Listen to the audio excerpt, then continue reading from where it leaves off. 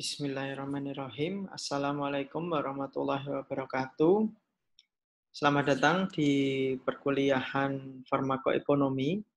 Pada pertemuan kali ini kita akan mendiskusikan tentang apa itu farmakoekonomi, gitu ya. Jadi pengenalan tentang farmakoekonomi. Ya, mata kuliah farmakoekonomi ini dinilai penting gitu ya karena di era saat ini di Indonesia kita sedang masuk di era JKN sehingga peran dari ilmu farmakoekonomi ini semakin lama ke depannya semakin dibutuhkan. Nah, oleh karena itu kita akan membahas latar belakang mengapa kok nanti farmakoekonomi itu dibutuhkan. Oke, untuk pertemuan kali ini sebelum kita mulai mungkin kita bisa berdoa gitu ya. Menurut agama dan kepercayaan kita masing-masing, berdoa dipersilahkan. Oke, jika sudah kita lanjutkan untuk pengenalan farmakoekonomi. Ya, untuk farmakoekonomi sendiri mata kuliah ini ya harapannya ya mata kuliah ini satu semester ada 14 kali pertemuan mata kuliah dan nanti juga ada tutorial, latihan soal dan lain sebagainya, kasus ya, problem base seperti itu, kombinasi antara semuanya.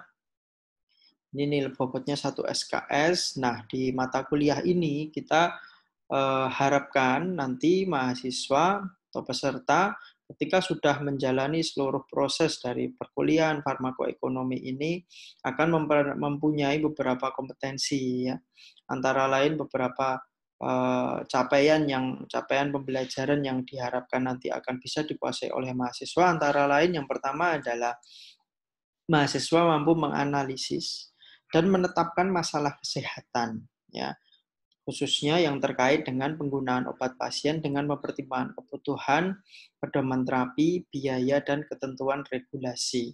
Ya, jadi nanti tidak hanya biayanya saja gitu ya. Jadi di farmakoekonomi ini juga mempertimbangkan aspek klinis, aspek regulatori, dan lain sebagainya. Ya, nanti itu semuanya harus dipertimbangkan dalam proses pengambilan keputusan. Ya, keputusan apa? Nah, nanti kita akan bicarakan seperti apa sih keputusan yang harus diambil dalam atau yang bisa diambil dari studi farmakoekonomi ini. Oke, jadi yang pertama adalah mahasiswa tadi ya mampu menganalisis, mengidentifikasi ya dan menetapkan masalah kesehatan yang bisa diselesaikan melalui farmakoekonomi. Jadi nanti ada 3 pertemuan. Pertama itu diharapkan bisa berlatih, belajar untuk mengidentifikasi kira-kira permasalahan-permasalahan yang seperti apa yang bisa diselesaikan melalui studi farmakoekonomi, seperti itu. Oke, yang kedua adalah mahasiswa diharapkan mampu merencanakan dan menetapkan prioritas serta menyelesaikan masalah terkait obat tadi.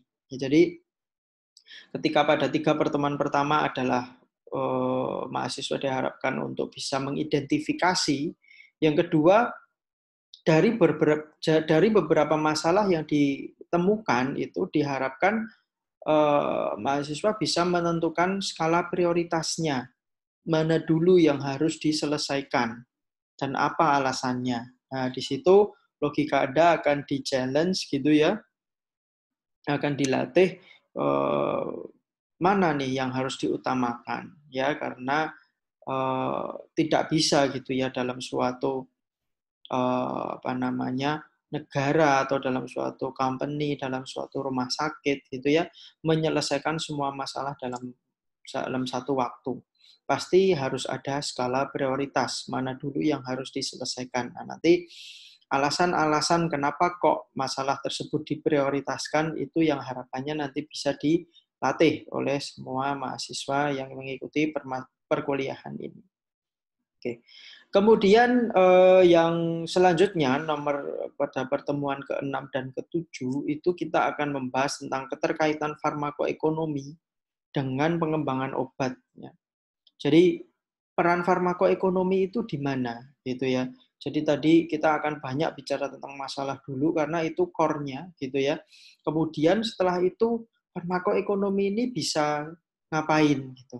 Nah, itu akan kita jelaskan pada pertemuan ke-6 dan ke-7. Nah, setelah itu akan ada UTS, ya ujian tengah semester, yang akan mengevaluasi dari pertemuan pertama sampai pertemuan ke-7. Selanjutnya, setelah UTS, kita mulai membahas konten dari farmakoekonomi, yaitu bagaimana sih mengevaluasi outcome dan juga biaya. Jadi, di farmakoekonomi ini nanti fokusnya ada dua hal gitu ya. Yang pertama adalah input, yaitu biaya, ya karena namanya aja farmakoekonomi gitu. Jadi ada aspek ekonomi, ada aspek farmakonya atau health economics gitu. Jadi ada aspek health-nya, ada aspek ekonominya. Nah, di aspek ekonomi nanti kita tentunya akan belajar mengidentifikasi komponen-komponen biaya mana yang harus dimasukkan gitu ya ke dalam suatu analisis farmakoekonomi. Nah, kemudian yang aspek health atau farmakonya atau health ya secara umum, nanti kita akan mengidentifikasi, akan belajar kalau biaya tadi sudah dialokasikan, outcome-nya itu apa gitu. Ya, jadi ketika biaya sudah digunakan, sudah dialokasikan ke dalam sistem pelayanan kesehatan, terus outcome-nya itu apa saja yang diharapkan. Outcome itu bisa berupa outcome klinis. Outcome klinis Anda mungkin sudah banyak tahu ya, misalnya apa? Tentang efektivitas suatu obat atau keamanan suatu obat, misalnya seperti itu. Kemudian economic outcome, ya dari clinical outcome itu bisa dikonversi menjadi economic outcome, kemudian bisa dikonversi juga menjadi humanistic outcome, yang termasuk pengukuran kualitas hidup. Nah, itu akan kita bahas pada pertemuan ke-9 dan ke-10. Kemudian yang terakhir ada melakukan evaluasi farmakoekonominya itu sendiri. Ya, jadi tadi dari mengidentifikasi permasalahan, melakukan skala prioritas, tahu farmakoekonomi posisinya di mana, kemudian Anda tahu komponen farmakoekonominya seperti apa saja. Yang terakhir adalah melakukan analisisnya atau evaluasi farmakoekonominya. Ya, di situ kita akan belajar mengenai berbagai macam metode farmakoekonomi yang biasa digunakan. Ya, misalnya ada cost minimization analysis, cost effectiveness analysis, cost benefit analysis, dan juga cost utility analysis. Nah, apa itu kita akan bahas nanti setelah UTS.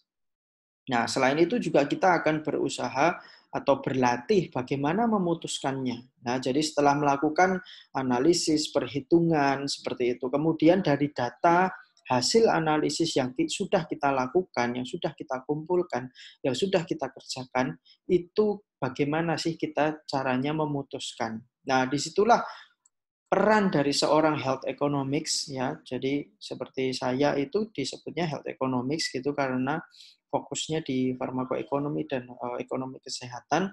Tugas kita adalah seorang health economics itu adalah melakukan analisis farmakoekonomi dan dari situ kita memberikan rekomendasi gitu ya. Rekomendasi kepada siapa? Ke decision maker. Nah, decision maker-nya siapa? Dari decision maker itu bisa dari pusat, dari nasional, di level nasional sampai di level rumah sakit ya. Di level rumah sakit itu masih membutuhkan analisis farmakoekonomi dan di era CKN ini sangat-sangat dibutuhkan ya. Oleh karena itu Anda bisa membayangkan ya kemampuan atau skill atau knowledge dari farmakoekonomi ini jika misalnya nanti dibutuhkan di setiap rumah sakit itu berarti Anda bisa membayangkan lowongan pekerjaan yang luar biasa banyak seperti itu ya bagi seorang health economics gitu ya. Karena health economics ini relatif open ya, tidak harus apoteker gitu. Tetapi kalau kita punya skill yang lebih gitu ya, kita mempunyai kemampuan di bidang farmakoekonomi ini, nah nanti akan sangat bermanfaat untuk di level rumah sakit minimal itu. Kenapa?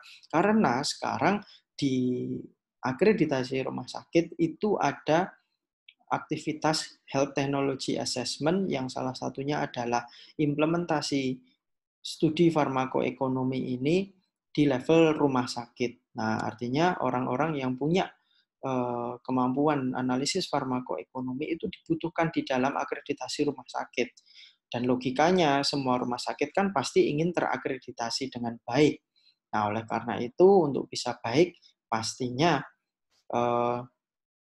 komponen atau aktivitas dari analisis farmakoekonomi ini harus dilakukan dalam proses pengambilan keputusan di level rumah sakit seperti itu. Ya, jadi ini penting sekali ilmu farmakoekonomi, dan di Indonesia masih mungkin ya sudah mulai berkembang, tapi masih jauh dari kebutuhan yang harusnya dipenuhi gitu ya, misalnya di level rumah sakit tadi. Seperti itu. Jadi itu adalah beberapa kompetensi atau beberapa pengalaman yang akan diperoleh mahasiswa selama 1 semester ini yang sedang mengambil kuliah farmakoekonomi seperti itu.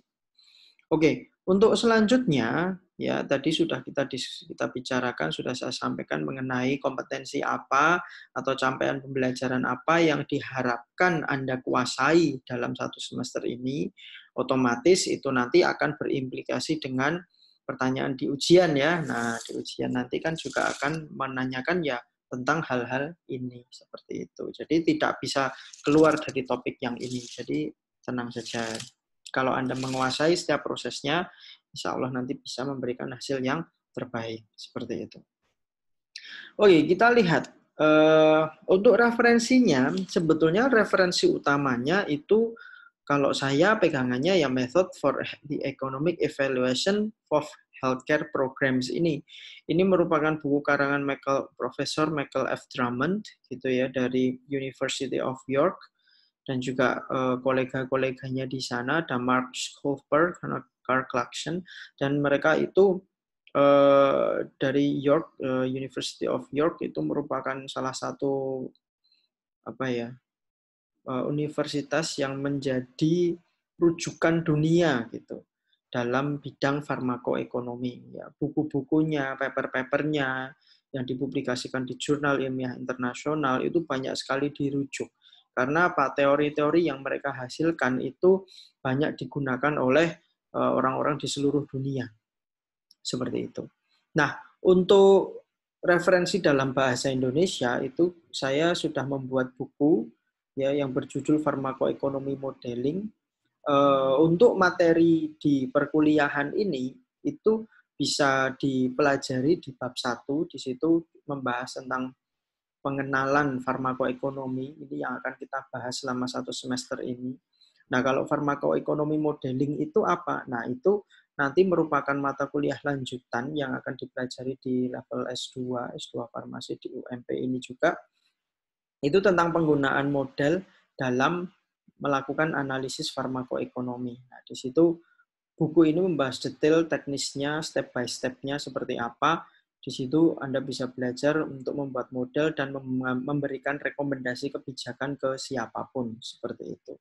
Nah, kalau untuk belajar untuk yang S1, itu sudah cukup membaca untuk yang di chapter pertama atau bab 1, seperti itu. Jadi referensinya bisa Anda dapatkan, ya, sudah tersedia, sudah dicetak 2 kali ini ya. Ini yang tengah itu yang cetakan pertama, yang desain lama. Nah, desain yang baru, yang sebelah kanan yang hitam itu buku ya edisi yang kedua, gitu, edisi revisi seperti itu.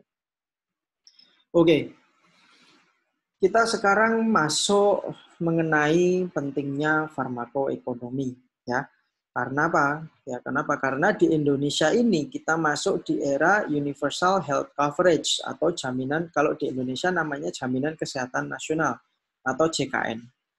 Nah, apa itu? Ya, era JKN atau Universal Health Coverage itu sebetulnya adalah konsep yang direkomendasikan oleh WHO, di mana suatu pemerintah atau suatu negara itu menjamin gitu ya pelayanan kesehatan di negara tersebut. Nah, di Indonesia kita dijamin gitu ya, dijamin dasar implementasi UHC atau JKN ini kita dijamin oleh undang-undang ya. Sebetulnya di Undang-Undang Dasar juga ada ya dasar hukumnya bahwa kesehatan merupakan salah satu hak asasi manusia. Nah, tetapi di diperkuat ya di peraturan turunannya, yaitu Undang-Undang Nomor 40 Tahun 2004. Jadi undang-undang ini, undang-undang tentang Jaminan Sosial Nasional atau SJSN ya, Sistem Jaminan Sosial Nasional, itu sudah disahkan di tahun 2004. Zaman eranya Pak Presiden SBY waktu itu ya, atau Bu Mega ya, kurang lebih ya periode itulah. Nah, di situ ya, di situ kita sebetulnya sudah diminta ya, atau Indonesia ini sudah diminta untuk segera mengimplementasikan sistem jaminan sosial nasional yang dalam undang-undang tersebut diturunkan menjadi dua hal. Yang pertama jaminan kesehatan dan juga yang kedua adalah jaminan sosial gitu ya. Jaminan sosial dalam hal ini di breakdown menjadi jaminan kesehatan dan jaminan tenaga kerja seperti itu. Kalau dulu sebelum tahun 2014 ya ini meskipun undang-undangnya sudah keluar tahun 2004, tetapi implementasi dari SJSN ini atau UHC atau JKN itu baru dimulai tahun 2014 ya, dengan dibentuknya BPJS atau Badan Penyelenggara Jaminan Sosial ya. Dan di situ BPJS ada dua, yaitu BPJS Kesehatan dan juga BPJS Ketenagakerjaan. Ya, jadi Badan Penyelenggara Jaminan Sosial ini mulai beroperasi 1 Januari 2014. Nah, persiapannya kok lama sekali? Ya, memang proses untuk mengubah sistem dalam suatu negara itu kan memang cukup lama. Tetapi memang persiapan gencar-gencarnya itu baru dimulai sekitar tahun 2011, 2012. 2012 itu baru semua elemen itu bergerak gitu. Bergerak apa? Membuat peraturan, membuat sistem mensosialisasikan ke semua stakeholder ya. Dulu waktu itu juga pernah didiskusikan di pertemuan nasional di IAI mengenai SJSN tahun 2012 itu juga tentang bagaimana apoteker nanti bisa berperan seperti itu ya, dan akhirnya diputuskan jadi seperti ini. Nah, itu dasar hukumnya ya, karena dasar hukumnya seperti itu. Jadi karena ini di backup gitu ya, diamanahkan oleh Undang-Undang Dasar dan Undang-Undang. Jadi seberapapun payahnya BPJS ya ke depan itu tidak mungkin atau tidak diperbolehkan bangkrut gitu. Oleh karena itu seluruh elemen harusnya berkontribusi untuk bisa untuk bisa berkontribusi agar JKN ini bisa sukses gitu, BPJS ini bisa sukses gitu. Dan nanti kita lihat kenapa permasalahan-permasalahan itu yang akan kita bahas nanti ya di belakang.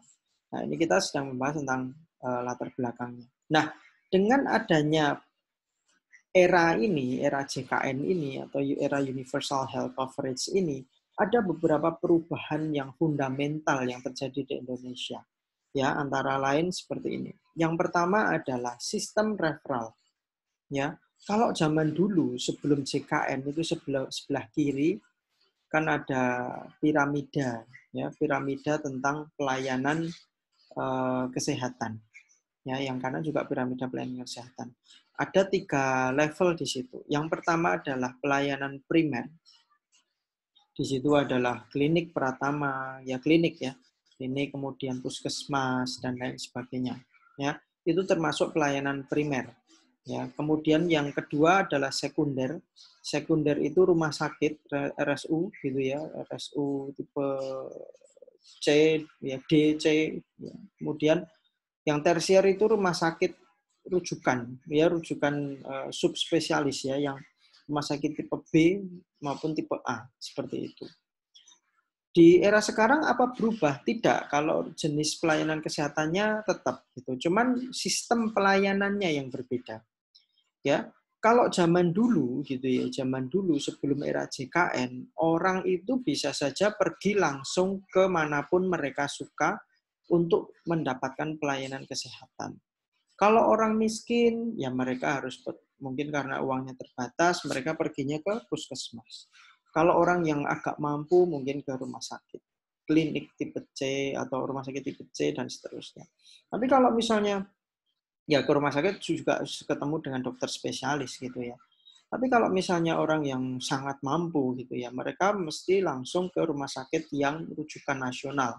Misalnya ada penyakit kanker, mereka langsung pergi ke Darmais. Mereka penyakit jantung, mereka langsung pergi ke Harapan Kita. Ya, dan seterusnya. Mereka biar ketemu dengan spesialis yang terbaik di bidangnya. Seperti itu. Ya. Jadi saat itu sebelum JKN itu asas keadilan belum merata. Karena apa? Tidak semua ya rakyat Indonesia itu bisa mempunyai kesempatan merasakan mendapatkan pelayanan kesehatan yang seharusnya seperti itu. Nah, di era JKN ya after yang di sebelah kanan ya itu semua kalau dia di label pasien BPJS ya kecuali gawat darurat ya itu ketika ingin atau ketika membutuhkan pelayanan kesehatan itu mereka harus ke pelayanan primer dulu. Ya kalau dulu kan orang kaya mana mau ke puskesmas kan gitu. Orang kaya mesti langsung ke ke tersier atau ke sekunder gitu. Tetapi sekarang kalau si orang kaya itu ingin menggunakan fasilitas BPJS, itu mereka harus ke puskesmas dulu seperti itu. Ya, nggak boleh langsung ke rumah sakit. Ya, kalau jadi pasien BPJS, boleh langsung ke rumah sakit kalau memang dia pasien gawat darurat. Ya, boleh ke rumah sakit kalau dia tidak pakai BPJS seperti itu. Nah, itu yang terjadi di negara kita saat ini. Jadi semua orang mempunyai kesempatan atau hak yang sama gitu ya untuk mendapatkan pelayanan kesehatan yang semestinya kan seperti itu. Nah, sebetulnya mana yang bagus ya? Sebetulnya yang bagus ya di sebelah kanan ini gitu ya, di mana semuanya harusnya melewati pelayanan primer dulu. Kenapa? Karena begini, tidak semua orang yang sakit itu harus dirawat oleh spesialis. Ya, kadang sakitnya mungkin dinilai tidak serius, tapi karena dia punya uang, dia bisa langsung ke spesialis, bisa langsung ke rumah sakit. Ya, nah kalau seperti itu, jadi load ya atau beban di rumah sakit kan jadi meningkat ya di era sebelum BPJS ini. Akibatnya apa? Kalau orang-orang yang mampu itu langsung pergi ke rumah sakit, mereka akan mengambil porsi waktu dari dokter spesialis tadi yang seharusnya untuk mengobati atau menyelesaikan masalah-masalah penyakit yang sesuai di level kesulitan dokter spesialis. Tetapi karena ada orang yang mampu tadi langsung ke dokter spesialis, padahal misalnya dia sakitnya tidak berat, itu kan jadi mengambil hak orang sakit gitu. Hak yang benar-benar sakit gitu. Ya misalnya ada orang mampu, sebetulnya dia sakitnya tidak serius, sebetulnya bisa selesai di primer, tapi karena dia mampu, dia langsung pergi ke rumah sakit sekunder atau tersier. Akibatnya apa? Orang-orang yang benar-benar membutuhkan itu jadi tidak mendapatkan haknya kan, seperti itu. Karena apa? Load-nya jadi banyak gitu. Tetapi di era JKN ini saat ini ya, di era yang lebih baik ini gitu ya, semua yang sakit itu harus di-screening dulu di primer. Apakah benar dia itu benar-benar membutuhkan pelayanan dokter spesialis. Jangan-jangan pasiennya tuh hanya manja misalnya seperti itu. Sakit sedikit aja lebay misalnya seperti itu. Ya, padahal dengan istirahat, minum obat simptomatik itu mungkin nanti bisa sembuh. Misalnya seperti itu. Nah, seperti hal-hal seperti itu harusnya di-screening dulu di primer.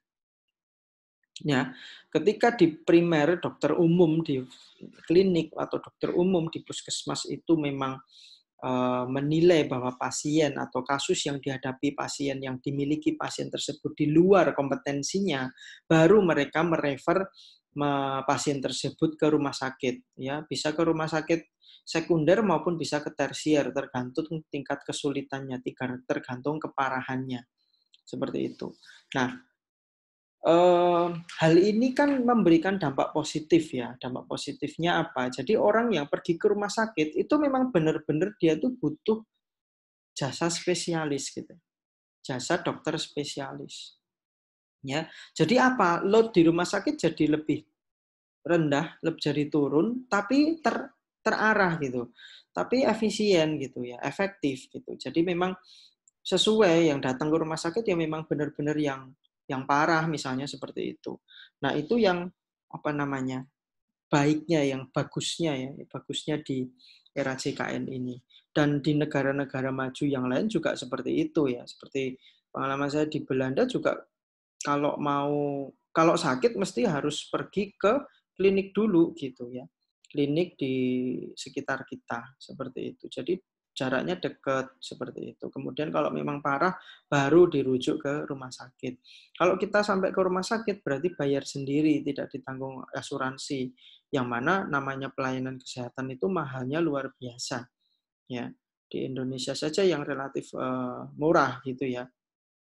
Ya karena mungkin penghasilan di Indonesia juga tidak terlalu tinggi kan seperti itu. Nah, itu perbedaan, salah satu perbedaan yang terjadi di era JKN ini. Nah, Anda harus mengetahui nih kenapa alasannya ya. Tadi saya sudah juga menjelaskan tentang mana yang baik ya, positif negatifnya seperti apa, seperti itu ya. Jadi nanti kalau sakit ke klinik nggak usah, jangan mengeluh gitu karena memang prosedurnya seperti itu, jangan langsung minta ke dokter spesialis karena memang nanti jadi membebani dokter spesialis dan mengambil hak pasien-pasien yang memang membutuhkan jasa si dokter spesialis itu. Gitu. Itu perubahan yang pertama. Perubahan yang kedua adalah di BPJS itu yang dulunya orang kalau misalnya mengeluarkan ongkos untuk mendapatkan pelayanan kesehatan itu kan ketika dia membutuhkan saja ya. Jadi kalau sakit pergi ke puskesmas, pergi ke rumah sakit, dilayani, bayar gitu. Tapi kalau sekarang tidak. Ini salah satu perubahan yang lain. Perubahannya yaitu sekarang itu seluruh rakyat Indonesia diharapkan bergabung menjadi peserta BPJS ya, peserta BPJS kesehatan maupun ketenagakerjaan ya. Nah, dengan menjadi peserta itu masyarakat di Indonesia itu harus membayar premi setiap bulannya ya. Nah, saat ini premi itu dibagi menjadi 3 ya, atau menjadi 4 kelas gitu ya. Yang pertama adalah kelas 1. Jadi nanti kalau ada orang menjadi peserta BPJS mengambil kelas 1, setiap bulannya harus membayar premi sebesar, kalau di sekarang itu membayar 160.000 per orang, per keluarga. Jadi kalau Anda punya berapa kakak itu tinggal dikalikan. Tapi kalau nanti orang itu bekerja, itu nanti diambilkan dari gajinya. Jadi seperti saya ini juga tidak terasa gitu membayar BPJS-nya. Seperti itu. Kalau milih kelas 2 itu sekarang bayarnya 110. Kalau zaman dahulu pertama dikeluarkan itu biayanya kalau kelas 1 80.000. 2020 naik 100%.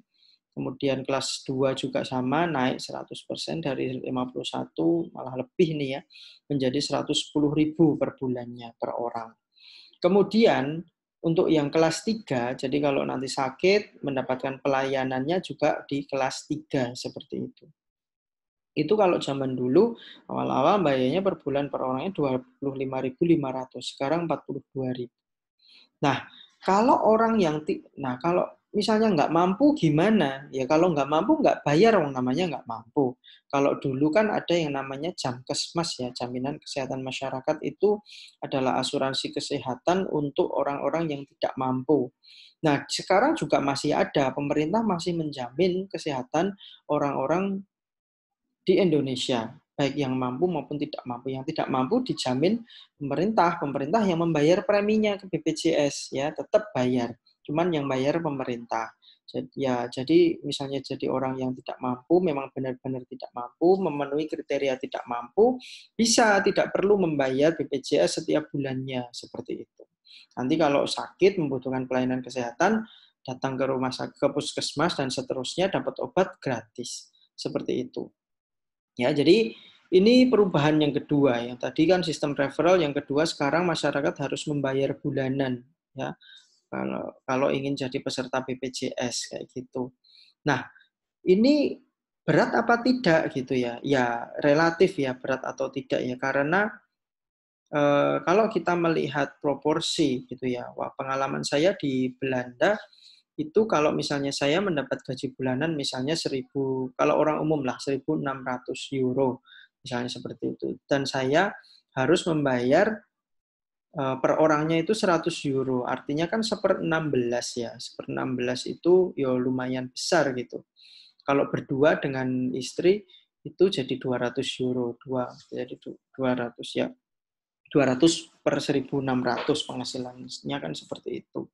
Atau 1/8 berarti, 1/8 dari penghasilan. Nah, sekarang kita lihat aja penghasilan orang Indonesia berapa gitu. Jadi total pengeluaran untuk JKN untuk BPJS berapa. Kalau misalnya itu masih di bawah 1/8 dari penghasilan neto, itu ya berarti relatif kecil gitu ya. Ya kalau misalnya UMR Indonesia rata-rata kalau misalnya 3 juta aja, 3 juta aja berarti kalau misalnya ambil kelas 2, 1/8 dari 3 juta itu sekitar 400.000 ya.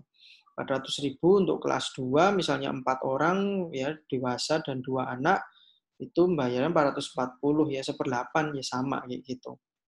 Jadi ini ya relatif acceptable kalau saya bilang. Karena apa? Ya karena ini pilihan gitu ya, sesuai kemampuan. Kalau memang mampu membayar dan harus membayar, nggak boleh bohong. Tapi kalau memang tidak mampu, nggak gratis, ya gratis, tidak membayar seperti itu.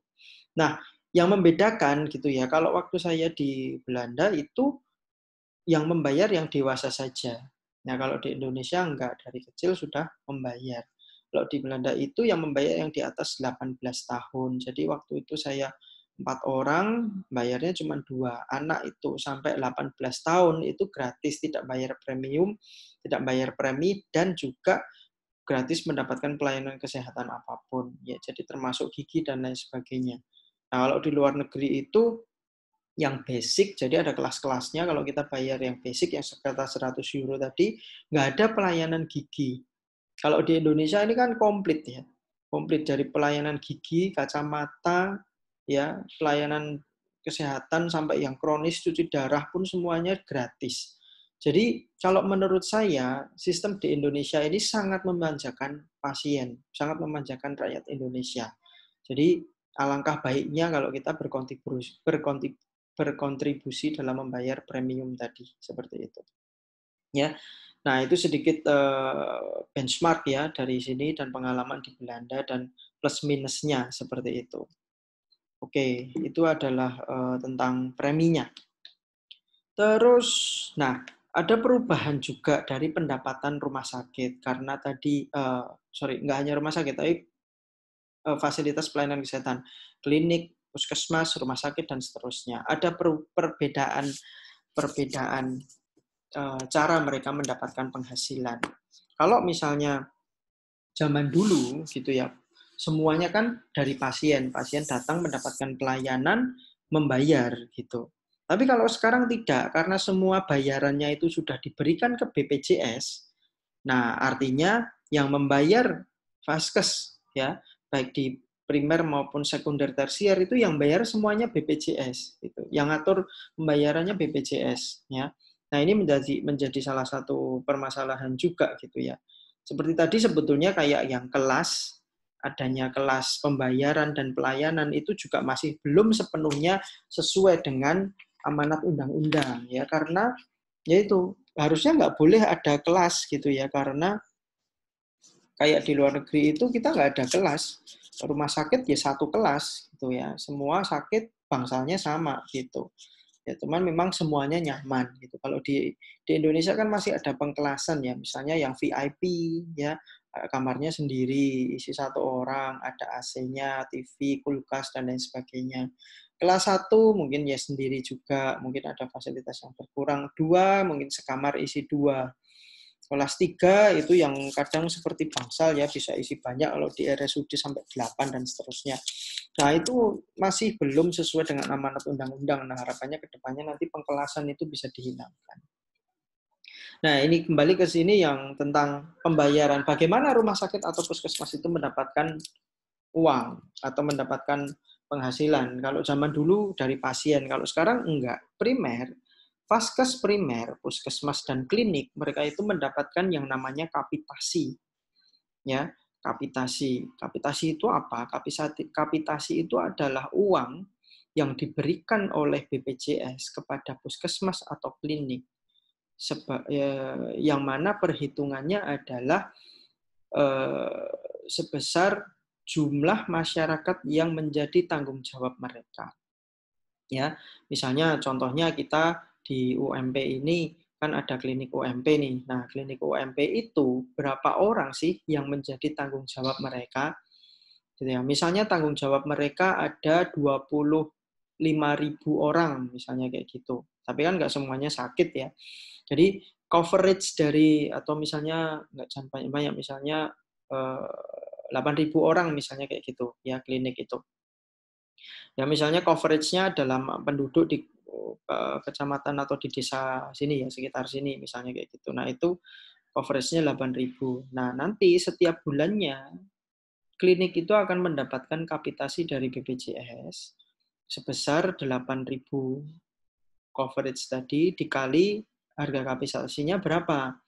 Ya, misalnya kapitasinya satu orangnya itu dinilai sebesar 10.000, misalnya kayak gitu. Ya, misalnya dapatnya 10.000 per orang. Jadi setiap bulan nanti si klinik UMP itu mendapatkan dana kapitasi dari BPJS itu sebesar 80 juta. Karena tadi 8.000 dikali 10.000 kapitasi. 8.000 penduduk dikali 10.000 kapitasi. Nah, uang itu untuk apa gitu ya? Itu untuk operasional, boleh untuk semuanya ya, untuk beli obat, untuk alat diagnostik, cek lab, dan lain sebagainya. Semua operasional dalam satu bulan itu bisa digunakan. Tentunya ada aturan-aturan yang mengatur uang itu boleh untuk apa saja. Ya. Nah, kenapa kok diberi sistem seperti ini? Karena tujuannya ya harusnya vaskes primer itu, klinik maupun puskesmas itu kegiatannya bukan kuratif, tapi adalah promotif dan preventif agar orang itu tidak sakit. Ya, logikanya seperti itu. Nah, kaitannya sama kapitasi apa? Nah, logikanya begini. Ketika vaskes primer tadi, puskesmas dan klinik tadi melakukan upaya promotif dan preventif, otomatis kan harapannya orang kan jadi berperilaku hidup sehat, ya, kemudian orang menjadi lebih sehat dan mereka tidak pergi ke puskesmas maupun ke klinik. Akibatnya, kalau mereka pada sehat, dana kapitasi yang diterima oleh klinik maupun puskesmas kan jadi utuh, gitu. Karena tidak dipakai untuk membeli obat, memberikan obat ke pasien, tidak perlu ngecek lab, cek darahnya pasien, ya. Wong masyarakatnya sehat semua, ya. Jadi kliniknya sepi. Jadi semakin sepi klinik itu semakin sukses berarti. Upaya promotif dan preventif dan dana kapitasinya banyak. Ya, logikanya seperti itu. Nah, ini memang baik gitu. Karena apa? Kalau misalnya mereka si primer itu ya, klinik maupun puskesmas itu dibayarnya fee for service, jadi setiap pasien mereka dapat, mereka akan berusaha mendapatkan pasien sebanyak-banyaknya, kan gitu. Nah, ini kan tidak sesuai dengan tujuan dari vaskes primer, yaitu promotif dan preventif. Harusnya tidak ada orang sakit, makanya diberikan sistem kapitasi ini. Gitu. Oke, untuk yang kedua, kalau ada pembayaran yang kedua adalah menggunakan inasi bijis.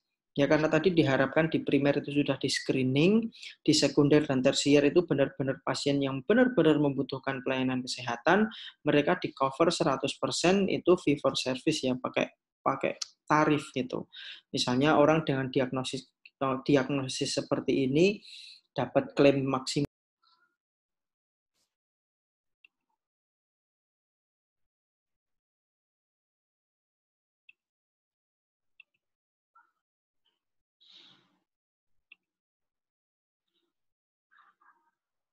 Oke, kita lanjutkan ya. Tadi sampai di rumah sakit, gitu ya. Kalau di rumah sakit tadi karena sudah di screening, sudah dipastikan bahwa pasien itu benar-benar membutuhkan, jadi apapun yang dibutuhkan oleh pasien di rumah sakit, baik yang sekunder maupun tersier itu harus digratiskan, harus diklaim. Nah, oleh karena itu sistem pembayarannya pakai INASIBIJIS ini. INASIBIJIS itu Indonesian Case Based Group. Jadi tarif eh, tarif yang ada pada setiap diagnosis ya, case based group. Jadi grup diagnosisnya seperti itu. Ya, jadi mereka kalau misalnya banyak pasien yang ditangani, ya mereka akan mendapatkan klaim yang banyak seperti itu. Ya, tetapi harapannya tadi kalau sudah di screening di primer itu harapannya yang pergi ke sekunder maupun tersier itu memang benar-benar pasien yang membutuhkan. Jadi penggunaan dana kesehatannya itu bisa efisien seperti itu, ya, dan terarah seperti itu. Nah, itu perbedaannya ya. Tadi ada referral system, pembayaran, dan juga sekarang pembayaran dari masyarakatnya, dan sekarang pembayaran ke fasilitas pelayanan kesehatan. Nah, itu adalah kondisi kita di Indonesia saat ini, ya, di era JKN. Kalau Anda cermati tadi, ada beberapa kondisi yang memungkinkan timbul permasalahan. Kalau dari konsepnya sudah sangat baik, tetapi kan kemampuan suatu negara itu terbatas. Ya. Nah, ini pada pertemuan kali ini kita mengenal dulu bagaimana sistem universal health coverage itu. Nah, kemudian setelah ini kita akan membahas tentang permasalahan-permasalahan apa yang muncul. Nah, itu yang akan kita diskusikan dan nanti Anda akan mencari permasalahan-permasalahan yang muncul di sini. Ya, contoh yang ringan saja, yang mungkin umum terdengar adalah BPJS defisit atau BPJS mempunyai atau pembayaran klaim pembayaran di rumah sakit itu mundur sampai 3-6 bulan atau bahkan 1 tahun. Ya, nah itu memang karena banyak hal gitu ya. Karena apa? Tadi kan uang di-pool dulu ke BPJS, baru di-share ke rumah sakit atau fasilitas pelayanan kesehatan yang lain. Nah, berarti kan ada masalah nih di alur ini. Ya, kenapa kok bisa BPJS itu tidak mampu membayar ke rumah sakit maupun ke klinik maupun puskesmas tepat waktu? Ya, berarti ada masalahnya. Apakah nanti karena pembayaran preminya yang masih belum sempurna, atau memang kasus yang di rumah sakitnya itu terlalu banyak gitu, sehingga penyakit-penyakit katastrofik yang membutuhkan dana besar itu ternyata banyak diobati gitu, sehingga biayanya jadi besar seperti itu. Nah, itu nanti yang akan kita diskusikan, tapi pada pertemuan kali ini kita bahas tentang latar belakang dulu. Oke. Mungkin setelah ini kita lanjutkan dengan diskusi ya. Terima kasih, kita tutup untuk kuliah pertama ini. Mohon maaf jika ada kekurangan. Assalamualaikum warahmatullahi wabarakatuh.